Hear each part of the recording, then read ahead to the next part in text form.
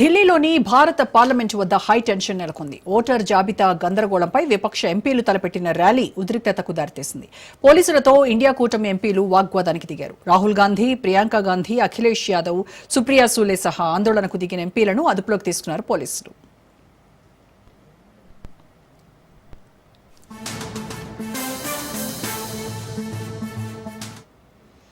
ఓట్ల చోరీ వ్యవహారంపై ఇండియా కూటమి ఉద్యమాన్ని ఉధృతం చేసింది. కర్ణాటక, మహారాష్ట్రలో ఓట్ల జాబితాలో గందరగోళం ఉందని, బీహార్ ఓటర్ల జాబితాలో అవకతవకలు జరిగాయని లోక్సభ ప్రతిపక్ష నేత రాహుల్ గాంధీ ఆరోపిస్తూనే ఉన్నారు. ఎన్నికల సంఘం తీరును ఎండగడుతూ పార్లమెంటు నుంచి ఈసీ ఆఫీస్ వరకు పాదయాత్రగా వెళ్లేందుకు ప్రయత్నించారు ఇండియా కూటమి నేతలు. ర్యాలీకి అనుమతి లేదని ఎంపీలను పోలీసులు అడ్డుకున్నారు. దీంతో సంసద్ మార్గును మూసివేశారు.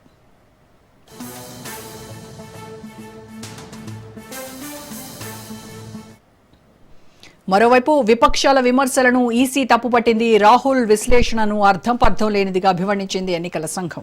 రాహుల్ గాంధీ తన ఆరోపణలకు కట్టుబడి ఉంటే ప్రమాణపూర్వకంగా ఫిర్యాదు చేయాలని, లేని పక్షంలో దేశానికి క్షమాపణ చెప్పాలని సవాల్ విసిరింది ఈసీ. ఇక కర్ణాటకలో రాహుల్ గాంధీ వ్యాఖ్యలు దుమారం రేపుతున్నాయి. ఎన్నికల సంఘంపై ఆరోపణలు చేయడాన్ని తప్పుపట్టారు మంత్రి కెఎన్ రాజన్న. అగ్రనేత కామెంట్లను తప్పుపడుతూ తన పదవికి రాజీనామా చేశారు.